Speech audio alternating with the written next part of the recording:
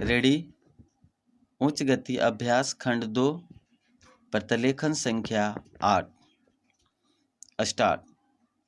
महोदय, दूसरे शब्दों में आर्थिक, व्यापारिक, निवेश और तकनीकी कारणों से द्वितीय विश्व युद्ध के बाद और शीत युद्ध के दौरान एशिया के देशों में पुनः धुंधलापन पैदा हुआ।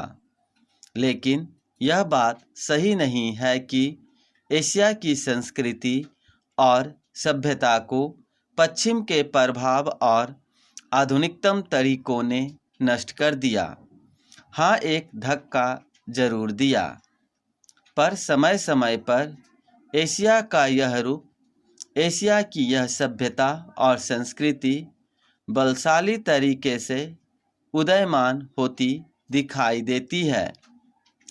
पंडित जवाहरलाल नेहरू ने 1945 में अपनी पुस्तक डिस्कवरी ऑफ इंडिया में एशिया की पहचान पर लिखा है कि 1000 वर्षों से जब यूरोप अपने अंधकार के युग में था, एशिया ने अपने मनुष्यों की प्रगतिशील आत्मा को प्रभावी ढंग से दर्शाया।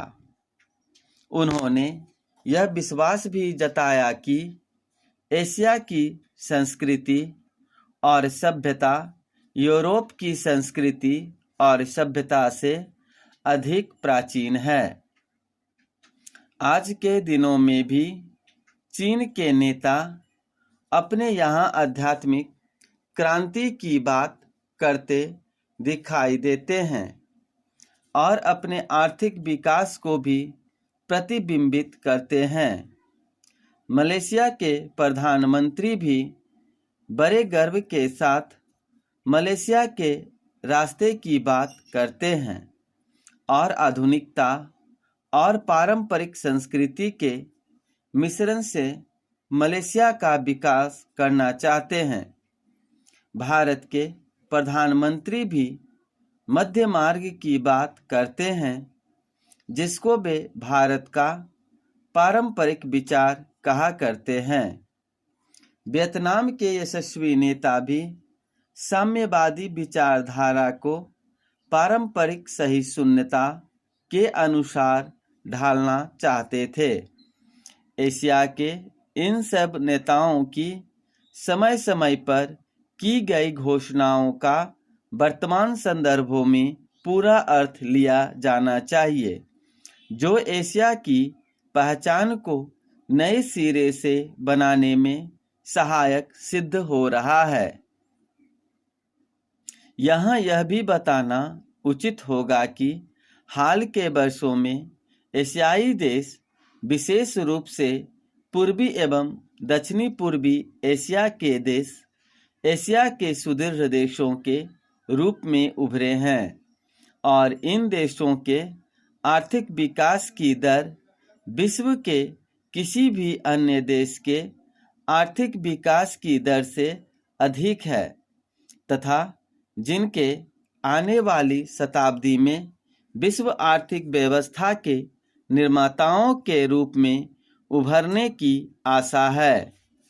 आर्थिक सफलता की इन कहानियों का श्रेय मुख्य रूप से अनुशासित कार्य, किफ़ायत एवं बचत की ऊंची दरों जैसी भाषा एशियाई विशेषताओं को जाता है तथा इनसे देशों की जनता के जीवन स्तर में सुधार आया है और एशिया की पुनः खोज जैसा वातावरण बन रहा है।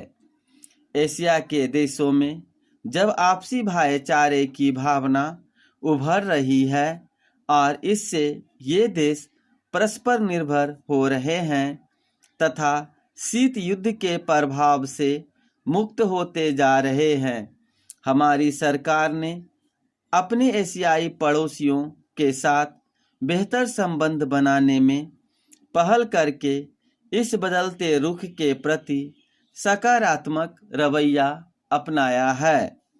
इन सब प्रश्नों का जवाब आज उपलब्ध नहीं है, लेकिन स्नेह स्नेह इन प्रश्नों में ही इसके उत्तर मिलेंगे।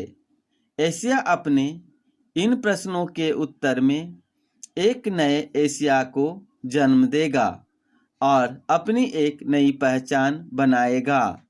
यूरोप और अमेरिका के आधुनिक औद्योगिक विकास में फर्क नजर आता है।